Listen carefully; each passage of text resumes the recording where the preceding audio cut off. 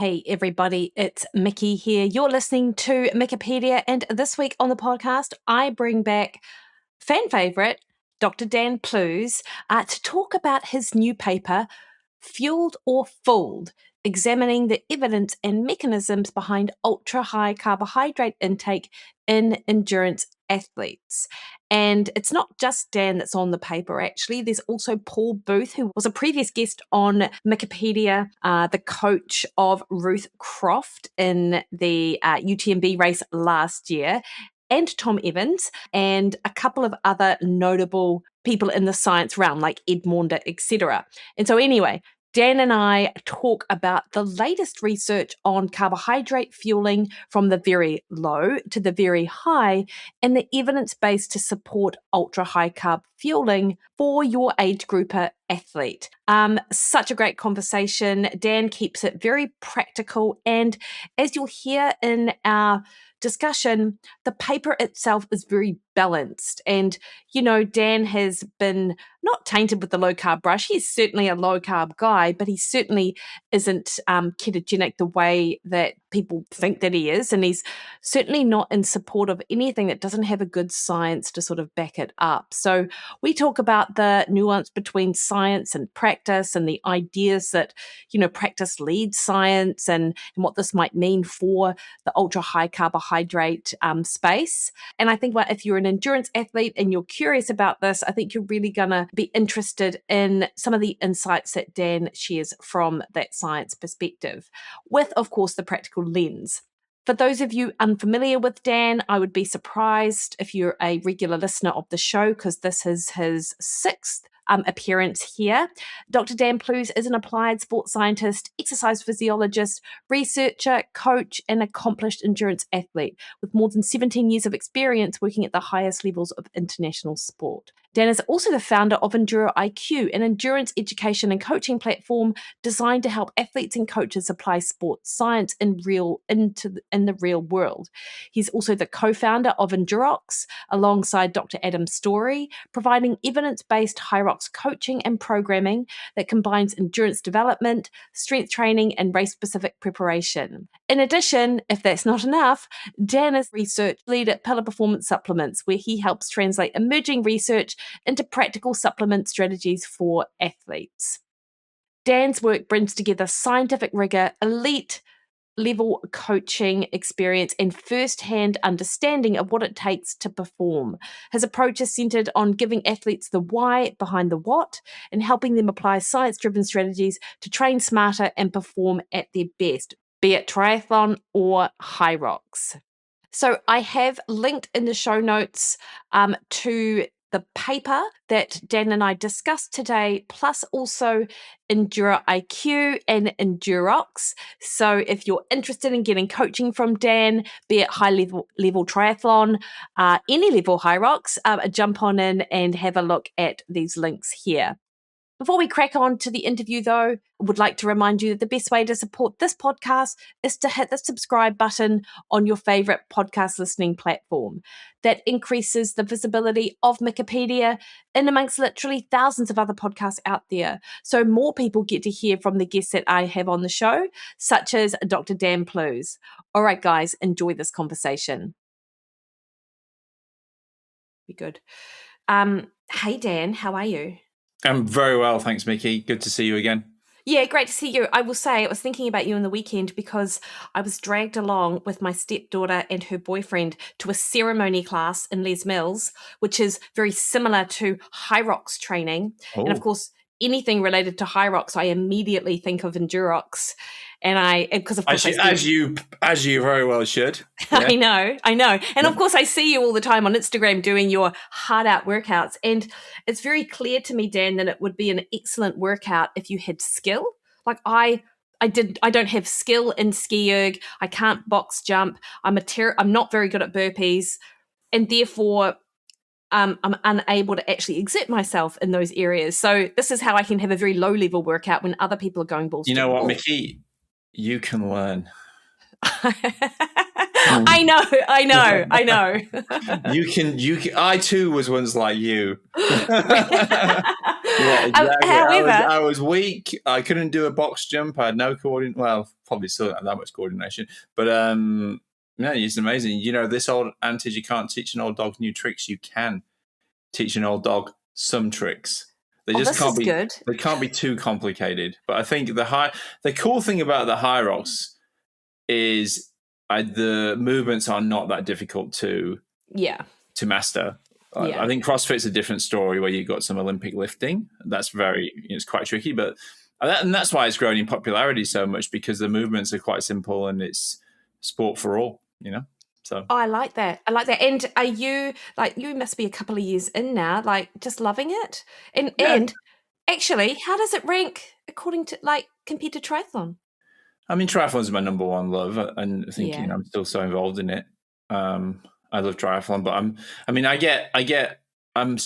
sad not to compete in triathlon. I would love to be still competing in triathlon, but I think with me is if I do triathlon, I want to do it well. I don't want to do it half-assed, and the training to compete at the level that I am associated with requires a lot.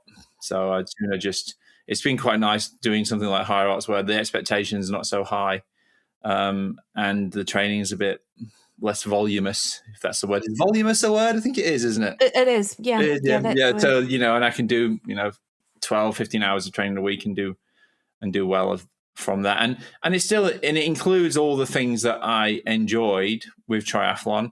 Yeah. And the thing that I didn't enjoy with triathlon is swimming. So I don't have to do that anymore. And I can still cycle and I can still run. Well, actually, I can't run because I'm injured. But theoretically, running is still an important thing, and cycling is still a great form of cross training. And it's good. Yeah, I mean, getting older and still getting stronger. So I know. I totally agree with you, and I loved what you said about it's sport for all. We were chatting about that in the weekend. Actually, that doesn't matter how good or otherwise you are, you can turn up, and you don't. And there's less intimidation because you're not. Everyone is there doing it, but everyone's there for themselves doing it, and I mean, the bottom line is most people. I think nearly anyone who does any low level of fitness can probably jump and do a HYROX tomorrow, but that's not the case for an Ironman. Many people aren't even going to be able to do the bike portion of an Ironman or the swim portion of an Ironman straight, right? And that's why the barrier to entry is a lot higher. Put it this way: I never had the mums at my kids' school talking to me about Ironman like they talk to me about the HYROX on the F45. So it goes to show that there's big interest. It was a big weekend. There's a World Championships this weekend, which was cool. Yeah, I saw that actually. It was all over my Instagram because it appears everyone is doing it. Dan, before we get into our actual conversation on your paper, I'm curious, the training for HYROX, does it tick the box in all of elements of training that we should be doing? Because you often see people, I know a load of people who are really against anything that isn't progressive overload, actually. And I tend to think if it's going to get you out being functional, getting stronger. What do you mean by progressive overload? Well, if you're not doing dedicated strength sessions in the gym, 3 times a week, working on getting stronger with the same lifts for weeks on end, then it's not worth your time. So HYROX, for example, as a hybrid sport, is not going to do. It is not as useful as the former. Yeah, yeah. I mean, I think the thing about HYROX is it's multifaceted, right? Is in that you're developing many different systems. There's the aerobic system, the VO2 max, the strength system, and I think that in essence is the beauty. And there's for sure there is a concurrent training effect where it's hard to, you are to some extent borrowing from Pete to pay Paul. So but in the end, that's the great thing about it is that we're trying to be good at all those things, and all those things are important for health and well-being.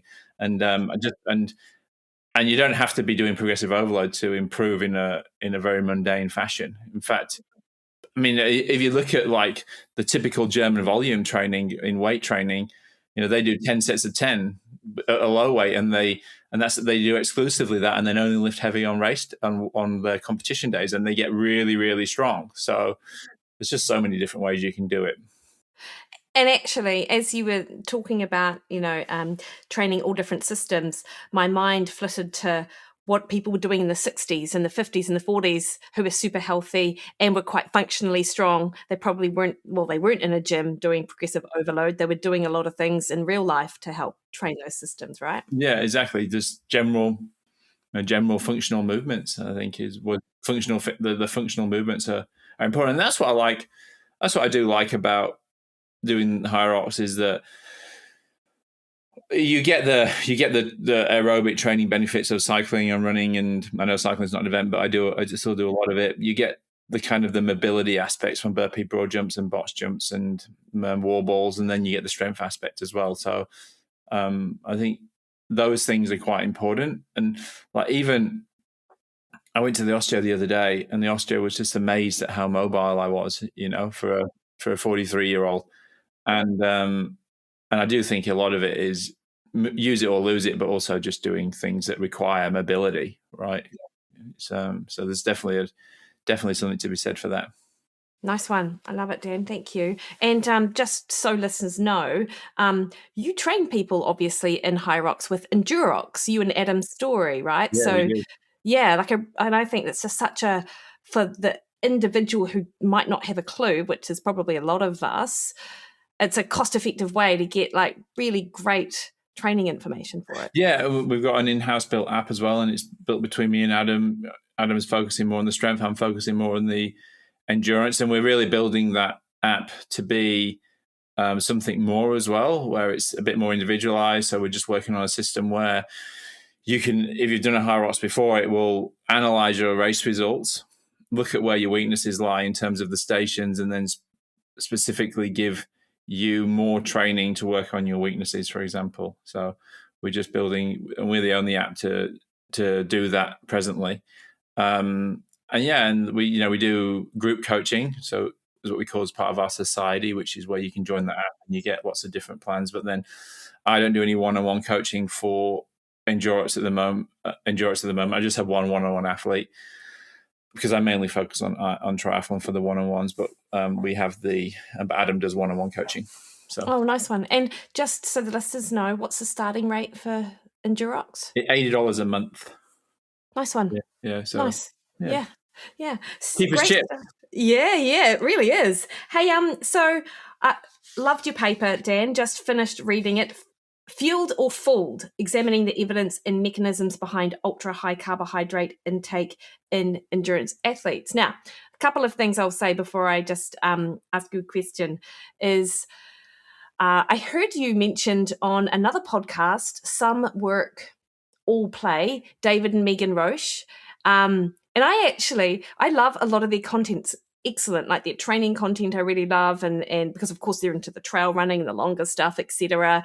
And they had a great conversation actually about this paper. Like, I think I thought it was going to be like a rant on people pushing low carb, but they really discussed it in quite a nuanced way of sort of their position and your position in the paper, which was quite nice, because a lot of the information in the lower carb space, or pushing back against high carb, does come from Prof. Tim Noakes and the likes, and they just tend to be circular arguments, I suppose, that I don't know, the at least what I see on X, nothing sort of gets very far in terms of no one's trying to change anyone's mind anyway.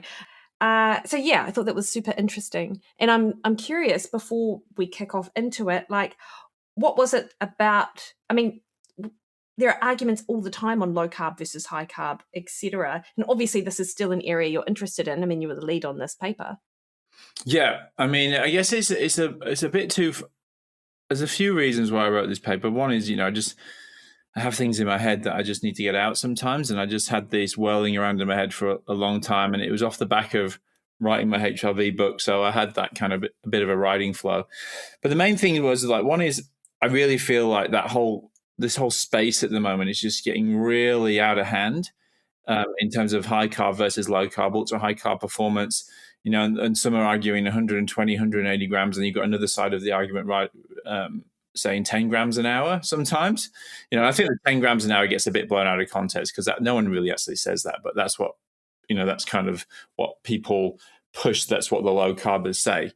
And I really wanted to write a piece on, number one is why neither of them are right.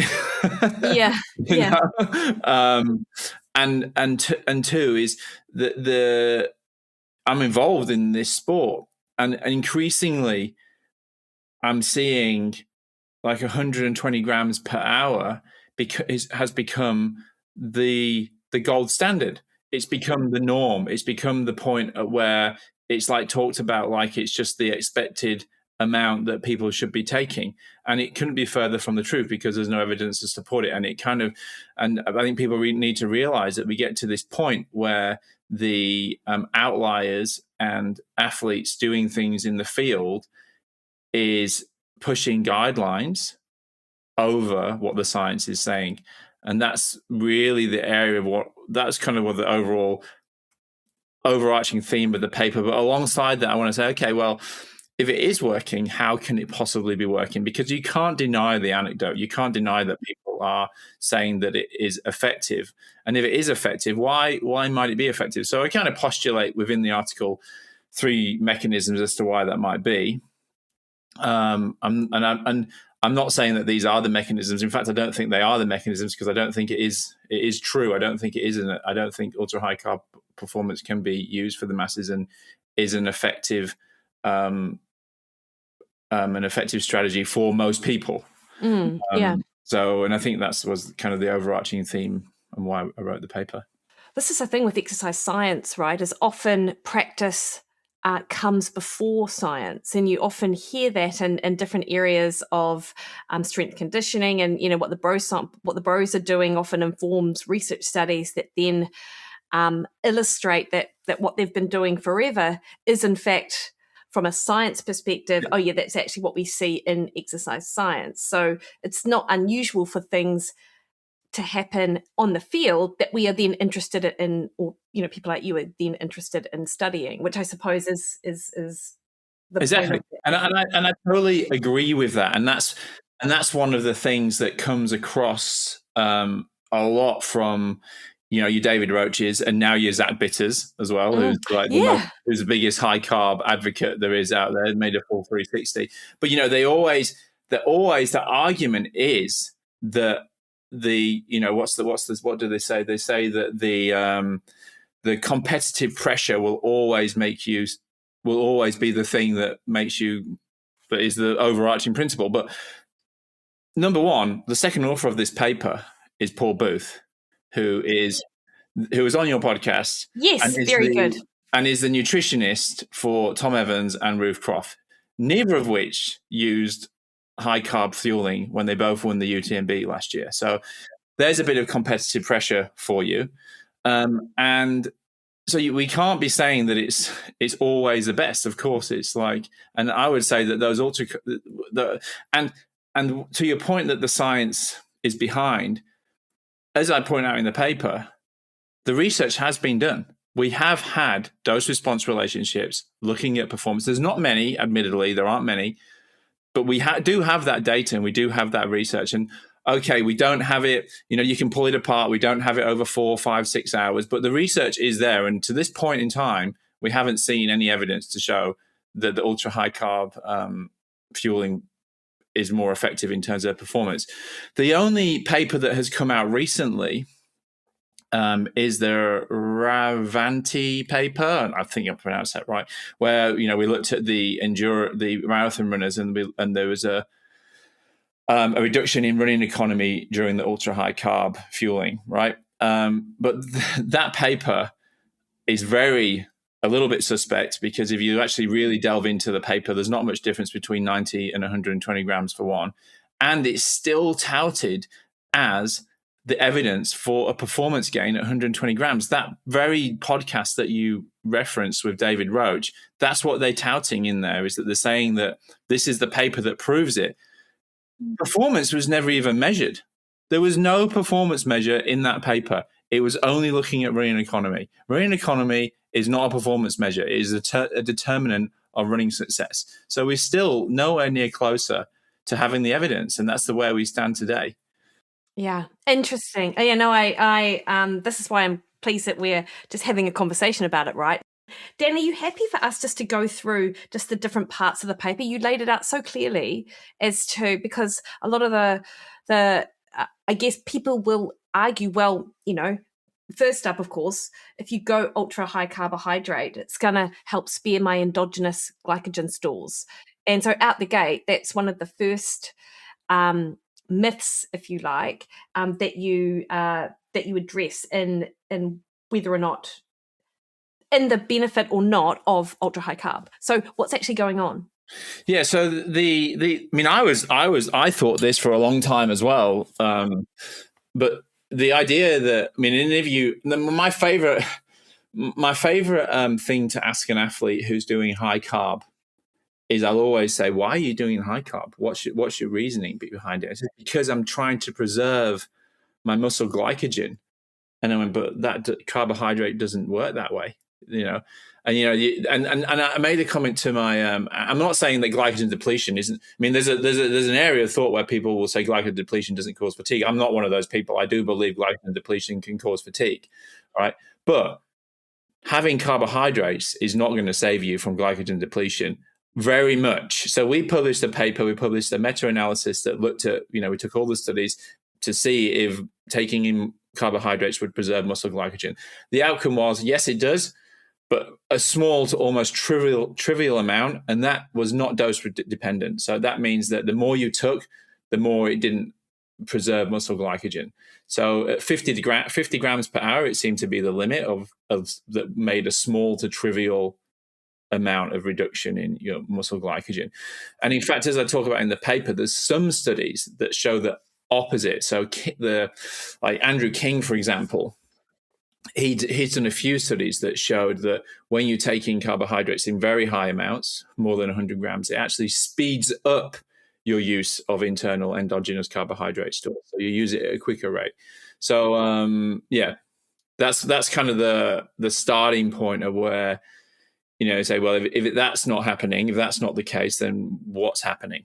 Okay. And you mentioned 50 grams of carbohydrate. So that's sort of in line with traditional carbohydrate recommendations, right? Yeah, I think traditional carbohydrate recommendations of single carbs, so just maltodextrin or just the pure glucose, which is closer to the 50 to 60. I think we're beyond that now.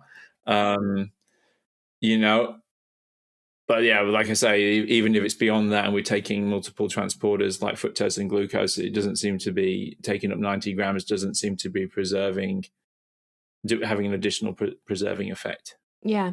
What's your sense on what is going to help protect our endogenous glycogen stores then? You mentioned, glycogen depletion is a thing. Just so practically speaking, like if it's not the carb intake during exercise, what should we be focusing on? So if you think about, the thing that really drives your usage is mainly fat oxidation. So if you improve your fat oxidation, you get fitter. You even if you're on a low carb diet, dare I say, you improve your fat oxidation. That's one of the main things that's going to improve your ability to preserve the endogenous carbohydrate stores. The higher your your fat usage at all times, the less the bite into the endogenous carbohydrate stores, and taking in the carbohydrates won't stop your endogenous use, though. So it's always, but it's a very complicated matrix between what's being burned exogenously, so the carbs that you're taking in, your fat metabolism, and your endogenous use. But the best bet is to train, build your fat metabolism. And that's going to be the best way you're going to preserve it. Yeah. And I guess, and the other thing, just to clarify for the listener, and I'm pretty sure we're on the same page here, Dan, is that low carb for an athlete is quite different from low carb that you might see on social media, i.e. 20 to 50 grams of carbohydrate a day. Because that's more ketogenic as well. I think low carb is just, and I don't think it's even low carb. It's just like making sure that your body has the ability to use fats as a fuel source, which can be killed off quite easily if you're doing a purely, you're taking in a lot of carbohydrates during all your exercise. Yep. Yeah, and then therefore periodizing the carbohydrates and have them at times where you need it for exercise, but but also train in a state of low carbohydrate availability to help push that fat metabolism. Yeah, exactly. Mm. And it comes back to that right fuel, right time. Train for the fuel for the work required. And I think in the end, that's the best way. You're getting the best of both worlds in that respect. I don't think you can do some gut training as well, but I think the problem would come is if you're just continuously gut training and pushing the carbohydrates in every single session, you'll never give yourself the ability to use those fat stores, and then I think you can run into a bit of a tricky situation if suddenly your gut doesn't turn up well on race day, that you can't oxidize those carbs, and then Yeah, actually, because that's one of your other premises about ultra high carb training, about ultra high carb intakes and gut training. You also, of course, mentioned this in the paper. Like, how trainable is the gut? Like, where have you changed how you thought about this? How you think about this? No, not really. I mean the gut is trainable from a tolerance point of view, so you can certainly train your gut to tolerate more carbohydrates. But that's definitely a given. You can train it to tolerate, but remember, tolerance isn't the same as a performance driver. Just because you're tolerating them doesn't mean it's driving your performance. What's a bit more nuanced and I would say the evidence is against it more than for it, is the ability to improve your body's ability to oxidize more carbs by training it. That part is still, I would say, is not that clear, and I referenced that in the paper as well. I wouldn't say. I mean, I'm a little bit on the fence with that one. But if I was to sit on one side, if I had to pick a side, I would say it's not really improving your oxidation to a meaningful amount by gut training. Yeah. Okay. And with that gut related stuff, I suppose. I mean, you mentioned you could train it all you want, but you turn up on race day, and there's so many things that affect your ability, like what your gut's doing, right? Like sleep, the foods that you've had before the race, like regardless of your tolerability of carbohydrate, it's one of the most variable aspects of. Yeah, and and another massive one's heat and intensity. Of The course. heat and intensity has a massive effect on your level of your ability to oxidize and your efficiency. So generally, the more you increase your intensity, the worse your ability to oxidize carbs. So you can train the gut and think you're fine when your heart rate's at 120. Try doing the same thing when your heart rate's at 155, and you'll see a very different picture. And this is one of the issues, right? Is that it's never always going to be the same. So you can't. So it will be a problem if you're just training the gut in your training and thinking that's how you're going to turn up on race day. And I think you can think of it in two ways. Is that I remember when Paul Booth came on your podcast, and one of the things he said was, and we had because he came on the Pillar podcast and we had the same discussion. And one of the things he said is that, well, if you can tolerate it, why not take as much as you can tolerate? One of the points. But I would say my stance is the opposite of that. Go for the minimum you can take and go with that, because you never know how your gut will turn up on race day. Because if you can race well on a lower dose, maybe about 80 grams or 90 grams, then it gives you more wiggle room for how your gut's going to respond on the day. Because if you're already at the upper limit and it just so happens it's a bit hotter, you go a little bit harder up a hill than you should have done. You had too much like high FODMAP foods in the week or something like that, and your gut can't take it. It's just going to be a very different story. Yeah, and in fact, a couple of things on that. I think maybe a good practice point here would be, train your gut and push to see how much you can tolerate in training, knowing that you might have to, you may only be able to ingest 70% of that, so count on a 30% reduction or something come race day. I don't know. I mean, we can't quantify it like that, but that's how I'm sort of thinking about it in terms of how you've just described it. And interesting, Rachel, I'm going to say her name's Ekatrin. Do you know that name? No. She just won the Cocodona 250, which is a 250-mile race. She did it on 60 grams of carbs an hour, actually, for the entire thing. I mean, when Chelsea won Kona, she was on about 50 to 60 grams per hour. People forget that as well. Still the second, I think it's like the third fastest ever female time in Kona. Oh, wow. I mean, is that not competitive pressure? You know? Yeah. It's like, the term competitive pressure just drives me wild, because it's I also feel like, choose your side. Like, don't behave like you're a scientist, and then when it suits you, don't follow the science. Yeah, really good point. Like, don't pretend you're a scientist. You either are or you aren't. You follow the science or you don't, and then you kind of say competitive pressure, and that's what the people are doing. It's like, just you can't have your cake and eat it too. Yeah, especially not an ultra high carbohydrate cake, that's for sure.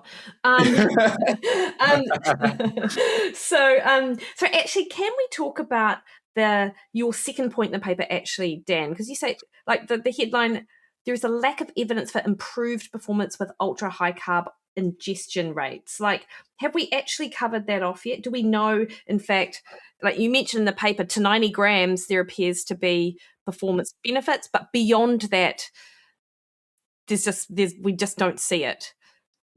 Exactly. Yeah.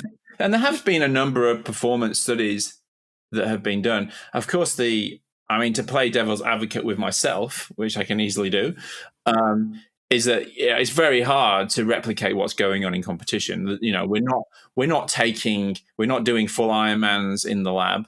We're certainly not doing 8 hours, 10-hour ultra runs in the lab, right? So it's hard to say, but for the data that we have so far, which I think the maximum is up to like 3 to 4 hours, there's not one study that's showing a significant performance advantage from 90 to 120 grams. I saw there was just a durability study that was just published that looked at 60 to 120 grams and showed a difference. My feeling is that paper did test 90 grams as well, but it didn't suit the hypothesis, so they just missed it out. We won't report on that one. So let's compare the 60 to the 120, because we want people to believe the 120. So we'll miss the 90, remove that from the paper. Here's a good headline for you: 60 compared to 120 is way better. There you go, everyone. Well, it's interesting because a lot of the, I don't know if you recall, a couple of years ago, Luc van Loo's laboratory published a paper showing that 100 grams of casein protein could be ingested and continue to increase muscle protein synthetic response across 24 hours, compared to, I think it was like 10, 20, I'm getting these numbers, but very low numbers. And then they shot up from like 30 grams of protein to like 100 grams of protein. It's like, well, but what about the sort of general normal amounts of protein that people might have? At the end of the day, I mean, you want to know the minimal effective dose. So the question is, in the paper, why did we choose 90 grams because we specified specified what is ultra high carbohydrates. It was over 90 grams, and the reason we chose that number is that's because there was the ACM guidelines that 90 grams is standard, right? And then anything above that is what we deemed as ultra high. So it baffles me as to why you wouldn't actually test the ACM guidelines as as the one, really, rather than a lower one. So interesting. But, funnily enough, we have a paper in print at the moment that compared durability with just 15 grams. Interesting. Are you able to talk to us about this? And also what reminds the listeners what durability is when you look at the changes in thresholds over time. So it's during the course of a prolonged endurance exercise. So that might be your LT1 or your LT2, how that changes from say the first hour or the start to hour 4.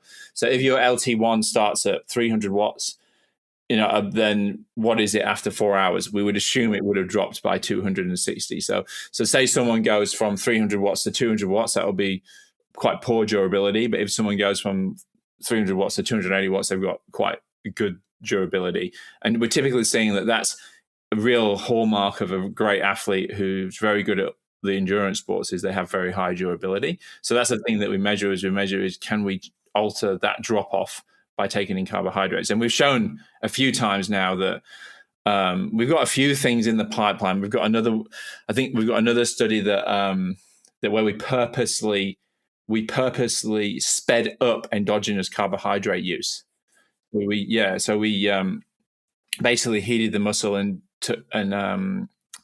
we took niacin to speed up endogenous carbohydrate use, and durability was worse when we sped up endogenous carbohydrate use. We had another study where we just looked at 15 grams. That 15 grams protected durability as well. So it was muchly improved from just 15 grams. So anyway, I was going somewhere with this, and I can't remember. I really went off on a tangent then. But I'm curious. Like, is durability changes depending on, of course, fat metabolism as well, right? I'd imagine. Yeah, you would think, and we're yet to really prove that. Because we're really trying to understand the mechanisms as to why that is actually happening, what's affecting durability, because it's a key question. If we can understand what's affecting durability, it allows us to train properly. But we're yet to show that fat metabolism has a consistent relationship with durability. We did one study where it was a prolonged time to exhaustion study, where we basically the athletes were tested the LT1 every 30 minutes until they could go no more. And what happened was durability would just like be quite stationary or quite stagnant. It would hold, and then it'd just fall off the edge of a cliff. It would drop. And that one, but these were cycling for 3-4 hours, doing multiple step tests, measuring the LT1. Fat metabolism seems to have an effect in that particular instance, yes. But that's the only time we've really been able to replicate it. Yeah. Would Prof. Tim Noakes take your paper that is in print, about to be published, and see that 15 grams help rescue durability and say, there you go, there's another, like, is that?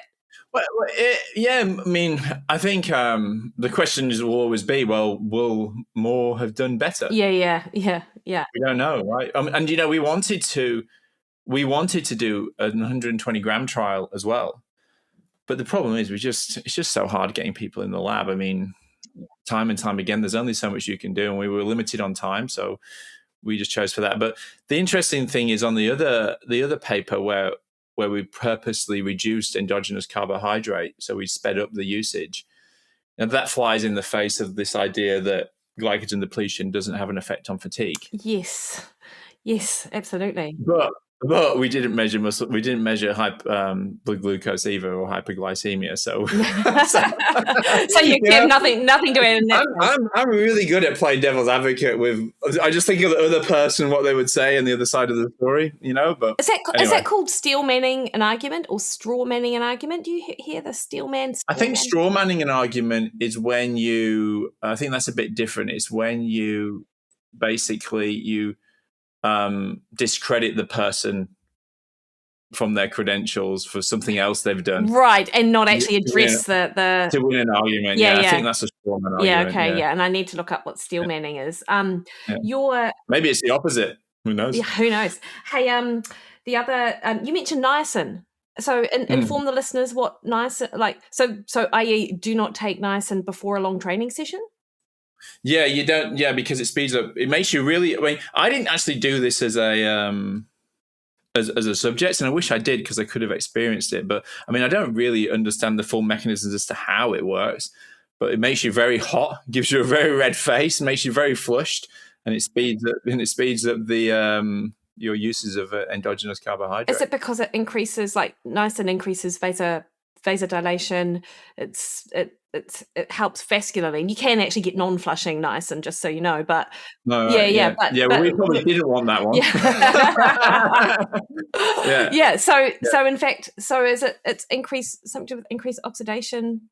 Yeah, it will increase the oxidation and the blood flow, which will therefore increase the use of the carbohydrates. Yeah, that makes sense. I'd expect someone to go, I don't know. It's funny. I think, well, if you can increase your carbohydrate usage, surely you'd go a bit quicker. But I guess you weren't really looking at that.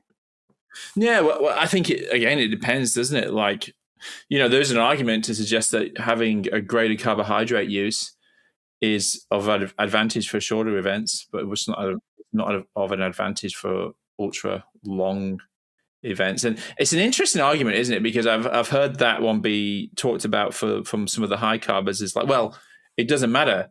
I'm replacing my carbohydrates because what happens is that when you're taking more carbohydrates, you burn more carbohydrates, right?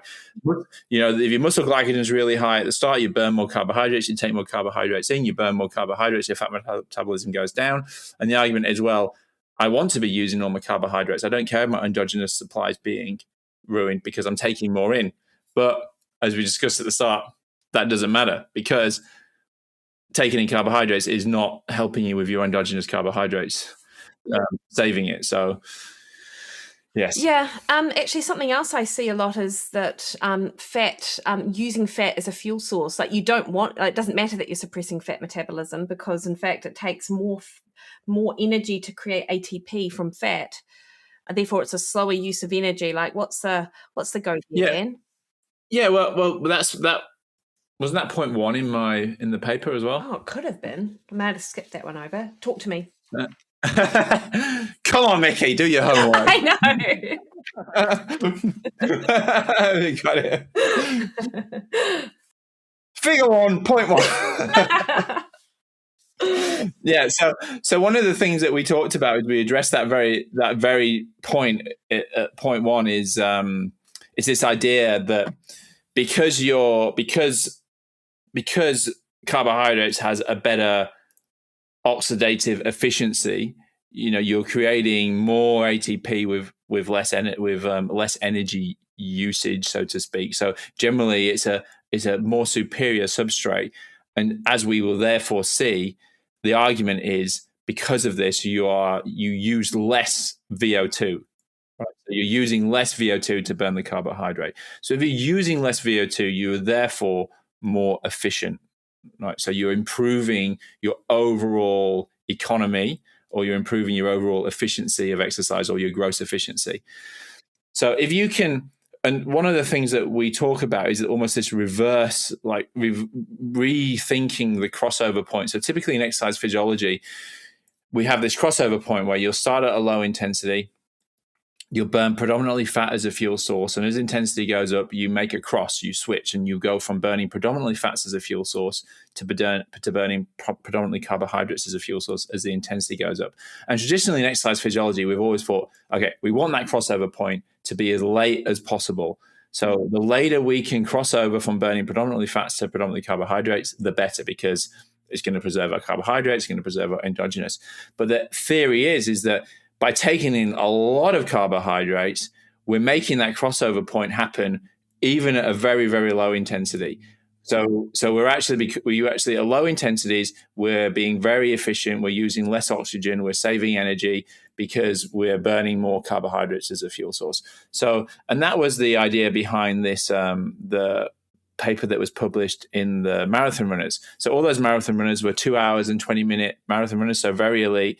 And they showed that when they took 120 grams of carbohydrates, they had, I think, a 2 to 3% improvement in their running economy, right? So that's not a performance outcome, but a determinant of success was their running economy. So one of the things that we did is we went, okay, well, in all the papers that we've included, if we go back and we just get the VO2 for their exercise, where they took the lowest amount of carbohydrates, so that could be 0, it could be 60, whatever it was, whatever the lowest amount of carbohydrates they did.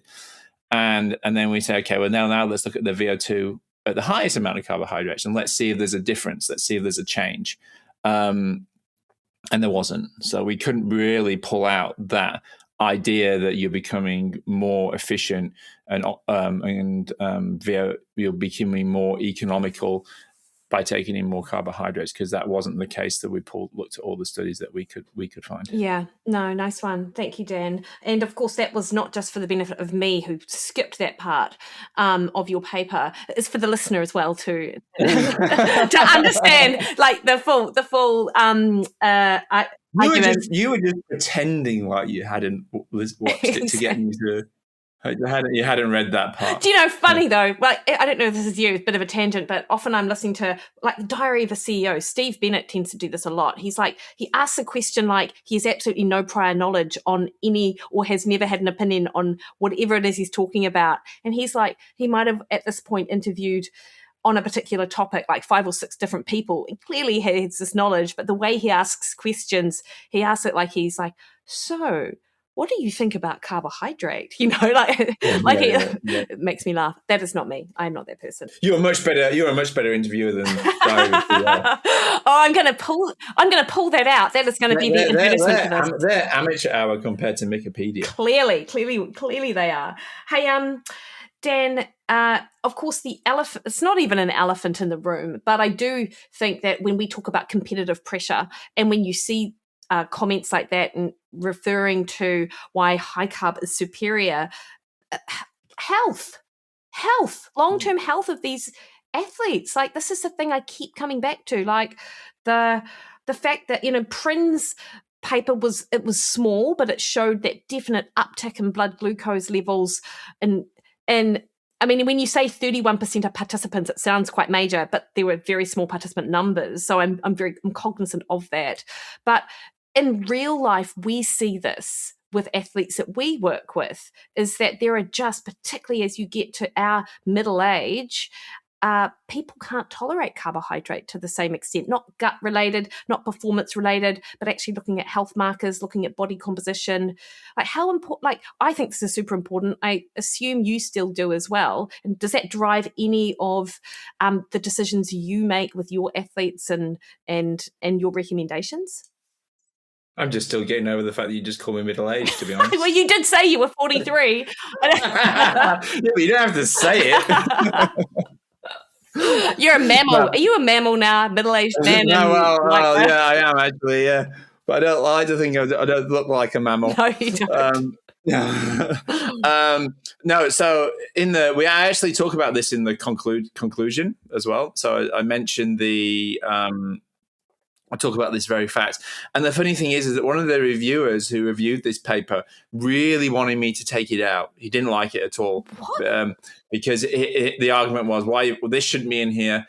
This has nothing to do with the paper because you're talking about you're talking about in-house taking fuel during competition. Why is it related to this paper? But I really wanted it in there because I felt it was such an important point. So I managed to get it in there.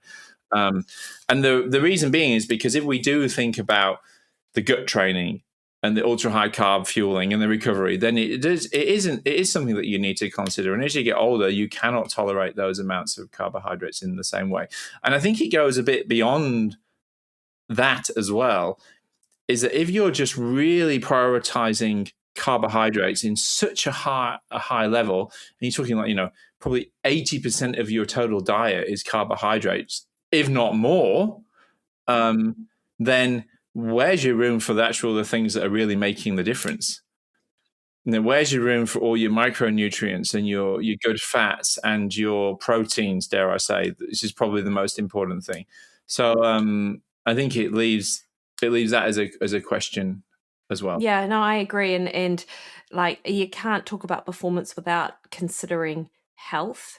And to your point, and practically what I see is that large carbohydrate intakes during exercise. I mean, I've certainly evolved how I feel about carbohydrate. I'm much more of a fan than I ever was like 10 years ago. I think like all of us have sort of evolved. I agree. Like, so when I was training for Kona, some of the things I did, like, I would not touch a carbohydrate at all, hardly ever. You'd hold your breath if you cycled past a bakery.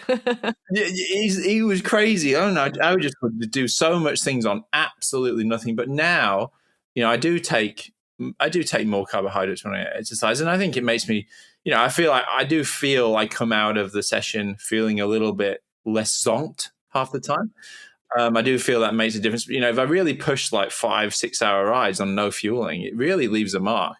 But now, I ride for 3 hours and I'll take maybe 1 or 2 gels, and I think that's fine. That's great. I think it's not the aim of this paper was a balanced review, and I had some great feedback from some academics who I really hold in high regard, and they commented on how well balanced the paper was, and I really wanted that to come across. And I know I have a reputation of not being balanced, but I think that's more of a reputation, and I hope that the article actually shows my real stance on the whole situation. I mean, I've had a lot of success on low carb diets for sure, and I still think people can have success on low carb diets. I think it's a choice. You can do what you want, and I think that's the really important thing is you can have success on either diet. And I think extremes of both. You just don't need to be there. You can do either you want, but a poorly formulated low carbohydrate diet is not very good. Likewise, a poorly formulated high carbohydrate diet is not very good. The formulation of the diet is the most important thing, and there's just those small nuances. And I think like most likely it's easier to get a low carbohydrate diet wrong for performance than it is to get a high carbohydrate diet wrong for performance, I would say. Oh yeah, no, I agree. Would you agree with that's a fair statement? Yeah, I think so. But I think if they're both done, if it's done well, you can perform very well, and that's been shown. Jan van Berkel, he won Ironman Switzerland 5 times, low carbohydrate diet.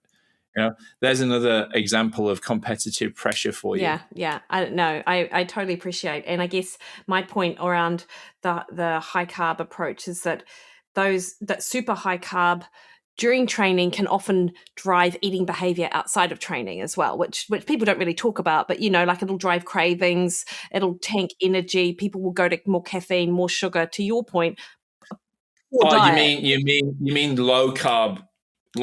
No, I mean that if someone's pushing super high carb during training, post training, it'll shift their food preferences, their energy levels, like in terms of they can have that blood glucose, blood glucose sort of disturbances. Okay. I would also say that it goes both ways, because I think that when you go really low carb and you don't eat for 6 hours, you finish the ride or whatever it is, and you're absolutely ravenous, and then you just eat and eat and eat, Yeah. So Dan, like, and to your point, just before we finish up, I will say it's a very balanced paper, like it really is. And also I mentioned David and Megan Roche's podcast early on in our chat, and they, they were very balanced in how they discussed it as well. So it wasn't like your name was muck over there, at all. It was it was good. It was a good discussion. You do, of course, mention there are 3 possible mechanisms that you don't think that these would play out if we actually researched them, but there are 3 different mechanisms with which an ultra high carbohydrate approach could benefit. And one of them actually, the carbohydrate to lactate interplay. Is it all right? Which is becoming, it's becoming more popular as well, right? It's because, it possibly is a thing. So now we're even seeing some fueling products come out that are lactate fueling products. It's doing a lot of getting a bit of press in the cycling press at the moment. Is that lactate is a fuel? Lactate's not a byproduct. And when you take in both fructose and glucose at the same time, well, let's firstly, one of the things that we say in the article is what really is a key point of taking in carbohydrates is the ratios, right? Is the fructose glucose ratios. If you are going to take super high amounts, it needs to be in a 0.8 to 0.1 ratio or a 1-to-1 ratio. 0.8 to 1 consistently is likely the best. I think the research shows it's the best because the fructose load is that little bit lower. So it doesn't load, it's not as hard on the gut, but it's enough to give you that good balance between fructose and glucose, and the average oxidation rates are higher. But with the higher fructose load, that fructose can be converted into lactate much more easily. And that lactate can then be put back into circulation and used in the aerobic system. Yeah, amazing. So that ratio that you describe in the paper, is that a typical ratio that we'll find in a gel? So typical ratios that you find in a gel, like this is one of the things that I find quite interesting as well, and we talk about this in the paper, is that if you look at the average oxidation rates of a 2-to-1 ratio, it's much lower than a 0.8 to 0.1 ratio. So when you see nutrition companies suggesting 120 grams per hour with a 2-to-1 ratio, they not doing their research, very bad practice on their part. So, and there are big nutrition companies that do that. There's many that do that, which is really not great. But I think, if the companies are 0.8 to 0.1 and they're going to 120, I still don't think it's best, but at least they're using correct ratios. I mean, 0.8 to 0.1 or 1 to 1, I think 1 to 1 poses, I don't think there's no real extra benefit of that extra 0.2, but there's potential downside costs because of the added fructose load. Potential. Okay. And then you mentioned that this is something you may see in elite people, but not necessarily your average age grouper. Is that correct?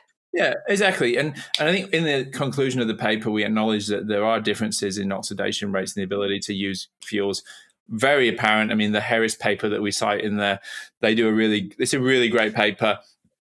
And they actually plot the oxidation rates of all the individuals. And you can see there's a huge variation. The average was about 90 grams, but there were some who were close to 2 grams per minute. I think there was a 1.8, 1.9. So there are athletes who exist out there, but that's not the majority. Yeah, and I guess that's the thing, right? This is one of the reasons why you can't take the anecdotes and apply them as evidence-based practice, because a lot of the anecdotes that we hear about are from elite athletes who really, they're elite for a number of different reasons, one of which is their ability to tolerate vast quantities of carbohydrate. Yeah, and they have the muscular makeup to do that. Yeah, their muscles are different to everyone else's. More mitochondria, more capillarization. So all those things have an effect. Yeah, nice one, Dan. So I'm mindful of our time. Is there anything else in this subject area that I haven't mentioned that you think is worth mentioning? I think the concluding remark is the idea of that paper is by no means an anti-carbohydrate paper. I think, if we were here 10 years ago and we wrote a paper on 90 grams per hour, we'd be like, oh, look at these great people. But I think it's just pulling things back into perspective. And for practical recommendations, I do believe that, there's an individual level, but we shouldn't be starting with the highest level possible. We should be starting with the lowest level possible and then finding out what works for the individual. Nice one. Dan, what's your favorite carbohydrate? Ooh, what? In a food? Yeah, in a food. Well, that's a stupid question. What else would it be? Oh, yeah. It could have been a gel. It could have been a gel. No, yeah. Well, that's what I was thinking. Yeah, I know. Yeah. What are you thinking? Like a sports nutrition or any type of food? No, any type. Just carbohydrate. What's your favorite? Oh, I think it might. I'm just I do enjoy a banana. Yep. You can't go wrong with a banana, can you? No, I like a banana. I actually like a potato. Potato might be my top carbohydrate food in a lot of forms as well. Like obviously the fat chip is my favorite carbohydrate form of potato, but I love my air fried potato as well that I have at lunch. Well, chip or hot. I mean, maybe it's chips.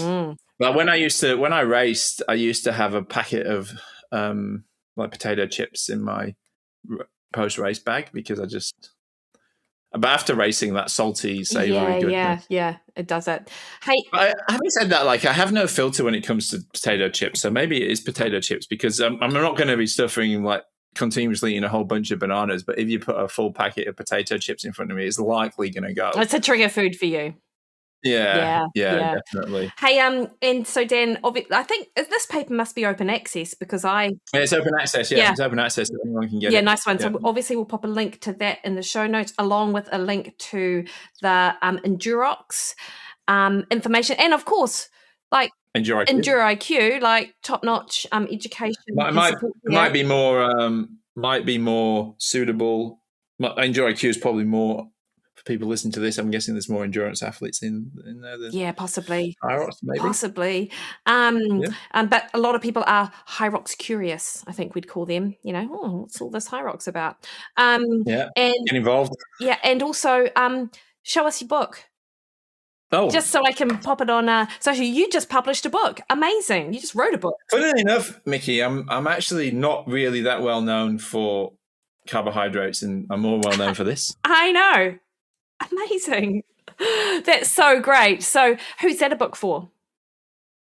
Anyone who's wearing a wearable. If you're wearing a wearable, this one's for you. I mean, because I think Heart rate variability is on every single wearable, whether it's your Whoop, your Aura, your Garmin, Yeah, but whatever it might be. how accurate is it on my Phoenix? Not super accurate, but it's still for you. Okay, yeah. But it would show me, but the trends, right? The wearables may show trends rather than complete accuracy. Yeah. Yep. So and then the other thing is we just launched a hydration product at Pillar. Amazing, amazing, and it looks like it's got about 400 milligrams of sodium per serve. Is that right? Exactly. Yeah. So we're not at the crazy 1,000 milligrams. But you're not so low. You're not down at the 80 milligrams that a lot of other electrolyte powders are sitting at. Whoa, who does that? Nothing naughty, I think. Who are not. I mean, people like the flavor, but it's not an electrolyte drink. That's for sure. That's really low. I mean, ours is on the mid range of ACM guidelines. Basically. Yeah, nice one. I think the ACM guidelines is 300 to 600, and the idea is that we don't. I mean, we don't want it to be. I mean, there's no evidence to suggest that you need 1,000 milligrams generally anyway for anyone. I mean, I don't know where this trend's come from, and it's just going to affect your absorption of everything else. So we've, as I have mentioned, electrolytes are important, but they're probably most important for prehydration and recovery to improve the intracellular extracellular shift. I still think that within electrolyte consumption for sports performance is not a proven fact. Okay. Well, there you have it, folks.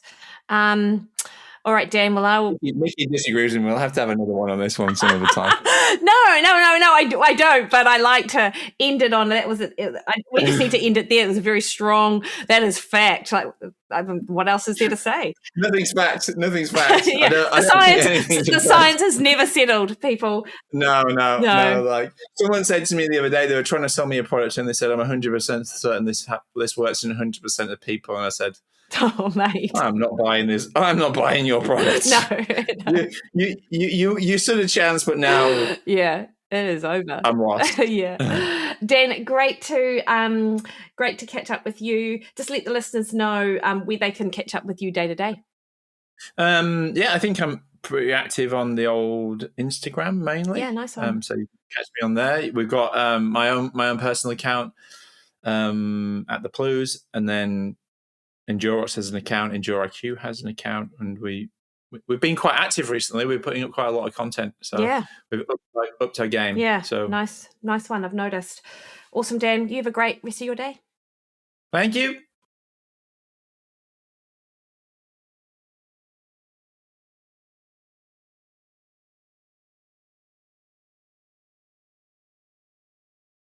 Alrighty, hopefully you enjoyed that. And, we have a lot of discussion over here in the space of what is the most appropriate approach for an athlete. And I really love the work coming out in the low carbohydrate space. I'm super fascinated by the information shared by the likes of David and Megan Roche and their experiences with high carb, because I know it works so brilliantly for so many people. And I actually just love a lot of their information anyway. So these conversations, I think, are just so valuable. And bringing in that health lens, I do think is important for old people like us. You might not be as old as me. I know Dan isn't as old as me. Anyway, that's it from me, team. So great to have you. Thank you so much. Share this with your friend. I'm over on Instagram, Threads and X at Mikki Williden, Facebook at Mikki Williden Nutrition, or head to my website, mikkywilliden.com, and book a one-on-one call with me. All right, guys, you have the best week. See you later.